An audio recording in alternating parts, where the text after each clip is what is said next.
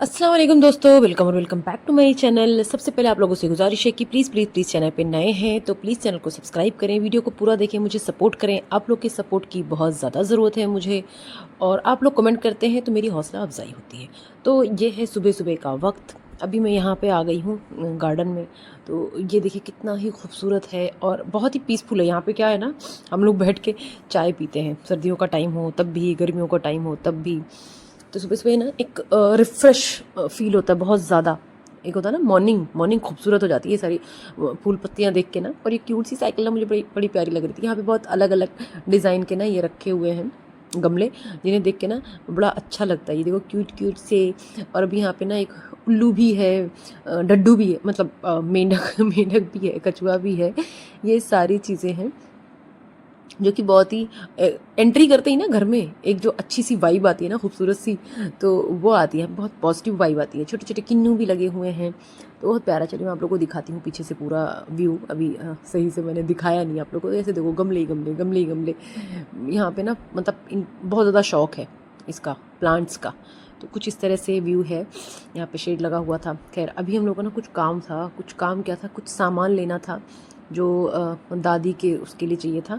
तो इस वजह से हम लोग आए थे मार्केट उसके लिए, मतलब किसी को ऐसे देने के लिए, किसी ज़रूरतमंद को। और घर के यूज़ के लिए भी ना कुछ चप्पलें चाहिए थी। तो हम लोग आ गए। तो ये मैंने एक चप्पल देखी जो क्रॉक्स स्टाइल की थी, जो बड़ी अच्छी लग रही थी मुझे, क्यूट सी लग रही थी ये। तो कंफर्टेबल भी बहुत थी ये। और ये अराउंड 600 की थी। इसमें दो शेड थे, एक वाइट था और एक ये जो वाइट दिख रहा ना, ये वाला वाइट था और एक वो था, दो ही शेड था। तो मैंने ट्राई कर, बहुत कंफर्टेबल सी लगी। तो मैंने एक इसमें का वही वाला शेड ले लिया जो पिंक वाला थोड़ा सा है ना डस्की, क्योंकि वाइट तो बहुत जल्दी गंदा हो जाता। फिर ये सारी चप्पलें इन्होंने दिखाई जो मुझे ना कंफर्टेबल नहीं लग रही थी, बहुत ज़्यादा ही चिपटी थी। तो इतनी चिपटी भी ना मुझे नहीं अच्छी लगती है। और ये छोटा सा क्यूट सा ये जो चप्पल था ना भाई, बच्चे ने छीन लिया हाथ से, देखा आपने, इसने ले लिया, दे ही नहीं रहा, दे ही नहीं रहा। और ये बहुत ही प्यारा सा था। मैंने कहा काश इसमें कब बड़ा होता ना तो मैं अपने लिए ले लेती। बहुत ही प्यारा है और मिलता नहीं जल्दी ऐसा ना। मुझे फर्स्ट टाइम इतना क्यूट सा दिखा। ये देखो, ये देखो, ये भी बहुत प्यारा सा है। लेकिन उस ये रेड वाले के आगे कुछ भी नहीं है। ये कैटरपिलर है शायद वो, तो उसके आगे तो ये कुछ भी नहीं है। खैर वहाँ पे हमने एक दो चप्पलें ली।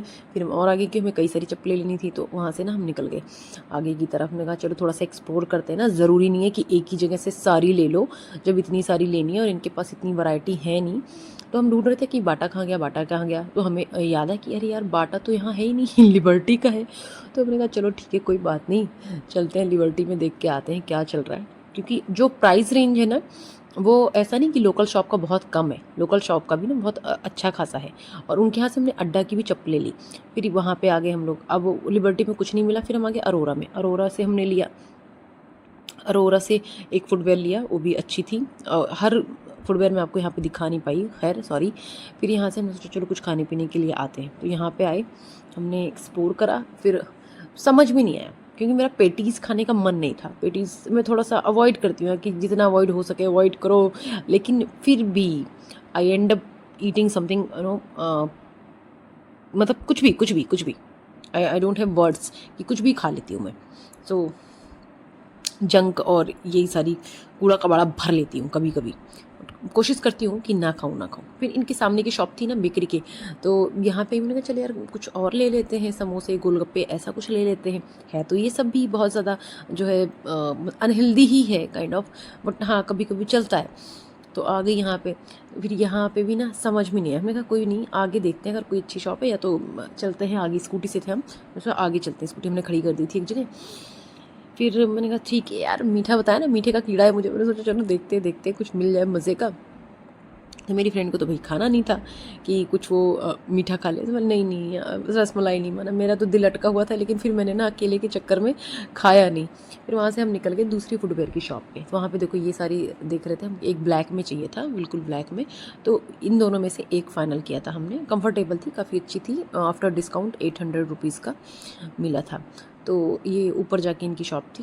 तो स्टेयर्स चढ़ के बस ये मिल जाए ब्लैक वाला, क्योंकि ढंग का मिल नहीं रहा था कहीं पे। लिबर्टी में भी अच्छा नहीं था, मज़ा नहीं आया। लिबर्टी की वीडियो मैंने बनाई थी, शायद क्लिप इधर उधर हो गई होगी, लेकिन बनाई थी। कभी कभी मैं ऐसे अवॉइड करती हूँ। ऐसा भी नहीं होता ना कि मैं तो मुंह में लेके घुसा दो कैमरा, या हो सकता है भाई मैं कंफर्टेबल नहीं हूँ, क्योंकि मैं तो बिगनर हूँ ना, I am not that expert.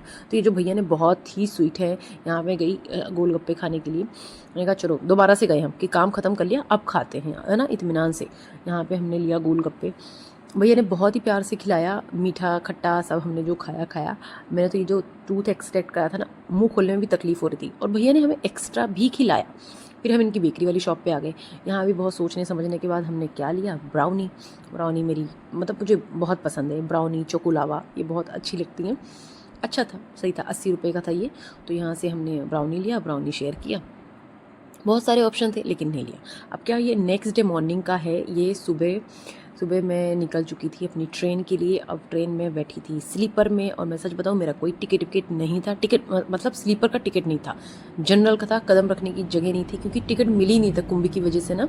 और ये टिकट काउंटर से पहले ही मंगवा लिया था हमने, ताकि वहाँ जाके ना लाइन में ना लगना पड़े और दिक्कत ना हो। और जो प्राइवेट वाले होते हैं ना काउंटर्स, वो इतनी मॉर्निंग में खुले भी नहीं होते हैं। खैर, ट्रेन का इंतज़ार करते करते करते करते भाई पहले तो ट्रेन यहीं स्टेशन पे ही लेट हो गई। उसके बाद ये ट्रेन इसने ऐसा तंग कराया ना, ये पहुंचाने वाली थी मुझे कितने बजे तक, 11 साढ़े 10 11 तक ये मुझे लखनऊ पहुंचाने वाली थी। लेकिन इस ट्रेन ने मुझे 2.5-3 घंटे लेट थी ये ट्रेन, और इसने मुझे ना 1:30 बजे के अराउंड जो है लखनऊ पहुंचाया है। ऐसा मूड ख़राब हुआ है, मूड इसलिए ख़राब हुआ है क्योंकि मेरी ना डॉक्टर्स के यहाँ अपॉइंटमेंट थी।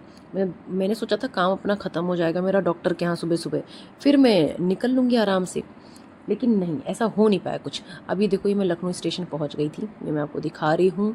तो फर्स्ट टाइम जा रही थी उस डॉक्टर के यहाँ, क्योंकि दिल्ली जाने का मुझे टाइम नहीं मिला है। यूजुअली मैं दिल्ली से ही जो है कोशिश करती हूँ कि दिखाऊं, लेकिन अभी वैसे कहीं तो मैंने दिखाया नहीं है, लेकिन हाँ कुछ ऐसे एक स्कार था मेरा ना, उससे रिलेटेड कुछ था मुझे, तो दिखाना था मुझे डॉक्टर को। तो हमारे आसपास कोई और डर्मा या ऐसा कुछ था नहीं, तो वही एक डॉक्टर थी जिनके पास मैंने सोचा जाते हैं। तो ये निकली मैं, वही धूप, बहुत ही चटक धूप हो रही थी, बहुत ख़तरनाक धूप हो रही थी। फिर चलती गई कि कोई मिल जाए, लेकिन नहीं जी, नहीं मिल रहा था। फिर जैसे तैसे मुझे एक ई रिक्शा वाले भैया मिले, फिर वहाँ से मैं निकल चुकी अपने रास्ते। ये देखो क्या हाल है रास्ते का। मैंने सोचा थोड़ा आपको लखनऊ की सैर करा दूँ, तो मैंने छोटी छोटी क्लिप्स लेने की कोशिश की है। और जो लखनऊ वाले हैं वो तो कहीं है ही मज़े में, भाई क्या दिक्कत है, कोई दिक्कत नहीं। तो ऐसे ना बहुत एग्जॉस्टिंग हो जाता है अकेले अकेले सफ़र करना। कोई साथ में होता है ना तो हंस बोल के निकल जाता है। अब मेरा छोटा भाई ना, वो समझ लो मेरा कंपेनियन है। वो ऐसा है कि मुझे बहुत कंपनी देता है बेचारा। हम मज़े भी करते हैं, एंजॉय भी करते हैं, और सारा काम भी कर लेते हैं। और ऐसा कंप्लेनिंग वाला नहीं है कि अरे थक गई, अरे इतना चलना पड़ रहा है, तो वो ऐसा नहीं करता है। वो मेरी तरह है, वो चल लेता है, माशाल्लाह माशाल्लाह, वो चलता है अच्छा खासा। खैर, तो अभी नहीं था, वो अकेली सारा काम करना था, तो सुबह जल्दी उठ गई थी मैं। फिर जल्दी जल्दी निकलना, वो तो शुक्र है कि खाना पैक करके दे दिया था मम्मी ने, और वो ले लिया था मैंने। कुछ नहीं खाया था मैंने सुबह, सिर्फ चाय के साथ ना एक रस्क या 2 रस्क खाए थे मैंने, वो भी छोटे छोटे थे, केक रस्क, वो लिया था। मैंने सोचा पहुंच जाऊँगी यार आराम से 11 बजे तक लखनऊ, और फिर वहीं से कुछ खाऊंगी। लेकिन ऐसा तो हुआ नहीं, क्योंकि इंडियन रेलवे है भाई, ये सब कुछ हमारे हिसाब से नहीं होता है। और जब वंदे भारत लेट हो सकती है, तो ये तो ऐसी ट्रेन थी, मतलब ऐसी एक्सप्रेस थी, तो उससे क्या ही हो सकता है। खैर, ये देखिए आप लखनऊ की खूबसूरती, वाकई में लखनऊ बहुत खूबसूरत है, नो डाउट। लेकिन भाई लखनऊ अपनी जगह, दिल्ली अपनी जगह, मेरा तो दिल दिल्ली में ही लगा रहता है, क्योंकि सबका एक कंफर्ट जोन होता है ना। तो मेरा जो कंफर्ट जोन है ना, वो दिल्ली में है, क्योंकि रह रह के ना एक एक जगह का पता चल गया कि हाँ ऐसे जाना ऐसे जाना। ऐसे लगता है छोटी सी तो दिल्ली है, और कहाँ जाओ, कभी भी जाओ, मेट्रो पकड़ो, इस कोने से उस कोने पहुँच जाओ, मतलब ऐसा मुझे लगता है भाई। अब जो दिल्ली वाले हैं आप लोग बताना। और लखनऊ में भी मैं रही हूँ, लेकिन मुझे मतलब शायद मेरा टाइप नहीं है, मुझे इतना नहीं जमा, तो इस वजह से मैं नहीं रहना चाहती इतना ज़्यादा लखनऊ में। बस ये काम ज़रूरत था तो आना पड़ा। बहुत खूबसूरत है, नो डाउट, लखनऊ की खूबसूरती की बात ही अलग है। बट मैं अपना एक्सपीरियंस बता रही हूँ कि मुझे दिल्ली अच्छा लगता है। पोल्यूशन की बात नहीं कर रही हूँ मैं, सिर्फ फैसिलिटीज़ वगैरह की बात कर रही हूँ। खैर, मैं यहाँ डॉक्टर के यहाँ आ गई थी, तो इन्होंने बहुत अच्छा बना रखा है अपना हाई फाई। अब यहाँ का मैं एक एक्सपीरियंस आप लोगों से शेयर करना चाहती हूँ। आप लोग कमेंट करके ज़रूर बताना कि क्या आप लोग के साथ ऐसा कुछ हुआ है। अच्छा जी, होता क्या है ना दिल्ली में, यही आप समझ लो, एक एग्जांपल फॉर एग्जांपल, कि दिल्ली में जब अगर हम लोग ना कोई ट्रीटमेंट लेते हैं, किसी डॉक्टर के पास गए, अगर हमने ट्रीटमेंट लिया ना तो वो जो फ़ीस होती है ना वेव ऑफ कर देते हैं। लेकिन यहाँ पे ऐसा कुछ भी नहीं हुआ। वहाँ पे 600 मैंने फ़ीस भी दिया, प्लस उन्होंने ट्रीटमेंट का अलग से चार्ज किया मुझे, ठीक है। कोई डिस्काउंट नहीं, कुछ भी नहीं, नथिंग डज़न्ट मैटर, ठीक है। लेकिन वेव ऑफ नहीं किया उन्होंने फ़ीस। खैर मैं ये आ गई थी बस में, मेरी बस बहुत मुश्किल से मुझे मिली, यहाँ वहाँ दौड़ के मैंने बस ली। और मैं इतनी भयंकर नींद में थी ना कि मुझे कुछ पता ही नहीं चला। अकेले सफ़र करने का ना बहुत सारे ड्रॉबैक्स भी होते हैं, बहुत सारी परेशानियाँ भी होती हैं। ये मैंने आप ये समझो, ये क्लिप मैंने जानबूझ के स्लो कर दिया ताकि मैं आप लोगों से और बातें कर सकूँ, वो बहुत इंपॉर्टेंट है। अकेले सफ़र करना रिस्की है, बहुत ज़्यादा रिस्की है भाई। यहाँ कुछ भी सेफ़ नहीं है, कुछ भी सेफ़ नहीं है। बस में तो चलो ठीक है, आपके बाजू में भी कौन बैठा है ना, बहुत मैटर करता है। वो क्या कर दे, क्या नहीं कर दे, किस तरीके से टच करता है। खैर शुक्र अल्लाह का मेरे साथ ऐसा कुछ नहीं हुआ। लेकिन हाँ, मैं उस दिन बहुत ज़्यादा नींद में थी, बहुत ज़्यादा थकी हुई थी। और मैं सीधे फिर आके यहाँ पे ना अपने यहाँ रुकती हूँ। और वो बस जो थी, उन्होंने बोला था कि वो हमें एक बाईपास है, मतलब वहाँ पे छोड़ेंगे, चौक पे छोड़ेंगे। लेकिन वहाँ पे चौक पे नहीं छोड़ के उन्होंने ऐसे ही उतार दिया। अब यहाँ से ना, ये पंचशील होटल है हमारे यहाँ का, काफ़ी फेमस है, काफ़ी बड़ा है। रात के बज रहे थे 10, आप मान लो 9:30 से ऊपर हो रहा था, ठीक है। और अंधेरा हो चुका था, भीड़ इतनी ज़्यादा नहीं थी। मेरे साथ कुछ और भी पैसेंजर्स जो थे उतरे थे, ठीक है। तो चलो ये तो ठीक था कि पीछे थे वो मेरे, हाँ उनकी पूरी फैमिली थी। उन्हें लेकिन बहुत पहले जाना था, मुझे और आगे आना था अपने घर के लिए, ठीक है। अब मैं वहाँ से पैदल पैदल जा रही हूँ, मेरे पीछे तुरंत एक लड़का लगता है, होटल होटल। मैंने बोला नहीं भैया यहीं जाना है, ठीक है। फिर मैं आगे हो गई, फिर वो आता है होटल होटल करने, कहाँ जाना है मैडम, कहाँ जाना है मैडम, हाँ। फिर मैंने बहुत बुरी तरह से फटका लगा, मैंने कहा बताया, मैंने कहा यहीं जाना है मुझे, ठीक है, यहीं घर है मेरा। मैंने अच्छे से उसे डाटा कड़क हो कि देखो जो साथ में चल रहे हैं ना, ये अपना थोड़ा सा बैग वैग लेके, तो ये मेरे साथ के ही थे, तो तसल्ली थी। लेकिन ये पीछे थे, मैं आगे हो गई कि मैंने कहा जल्दी जल्दी चलूँ, लेट ना हो जाए। तो ऐसा रिस्क है भाई, कुछ भी सेफ़ नहीं है, कहाँ किस कदम पे क्या हादसा हो जाए। अल्लाह सबको अपने हिफ्ज़ व अमान में रखे भाई। सब कैसे बताऊँ, सब सलामत रहें। क्या क्या हादसे हो रहे हैं, लड़कियां लड़के किसी को कोई नहीं बख्श रहा है। इतना गंदा केस अभी आया है ना दिल्ली का, एक आदमी के साथ, एक 30-32 साल का एक बंदा था, वो वर्कर था, कुक था, कहीं से खाना बना के वापस लौट रहा था, बस में फूड उससे गिर गया, खाना गिर गया। इसकी वजह से उस आदमी के साथ हाथापाई की, लड़ाई की, मारा पीटा, बस ड्राइवर ने और भी कुछ लोगों ने मिलके, और उसका गैंग रेप किया। Can you believe this? मतलब मेरे रोंगटे खड़े हो गए ये सोच के कि किसको छोड़ेंगे ये लोग। न जानवर को छोड़ रहे हैं, न औरतों को छोड़ रहे हैं, न आदमियों को छोड़ रहे हैं। क्या करके मानोगे भाई, हाँ? तो आप लोग सब अपना बहुत ख्याल रखो, बहुत ख्याल रखो, ठीक है। और शुक्र है अल्लाह का, मैं सही सलामत अपने घर पहुंच गई थी। मैं गई आराम से। और मैं क्या ये इंसिडेंट मैंने शेयर नहीं किया, ठीक है। अब मैं मम्मी पापा को, मतलब पहले दिन से सफ़र कर रही हूँ यार, मैं मम्मी पापा को नहीं हर चीज़ में कर सकती हूँ, लेके चलो, साथ में चलो, यहाँ चलो, वहाँ चलो, नहीं होता। बहुत टाइम से ट्रैवल कर रही हूँ मैं, बहुत टाइम से सब कुछ अपनी चीज़ें मैं हैंडल कर रही हूँ। शुक्र अल्लाह का, आज तक कुछ ऐसा हुआ नहीं। ऐसी छोटी छोटी चीज़ें होती रहती हैं ना जो मैं कह रही हूँ, लेकिन उसमें ना अलर्ट रहने की ज़रूरत है। तुरंत फटकारो, तुरंत ये नहीं है, डरना सहमना नहीं है, ठीक है। तुरंत आपको ना वहाँ पे एक्टिवली काम करना है।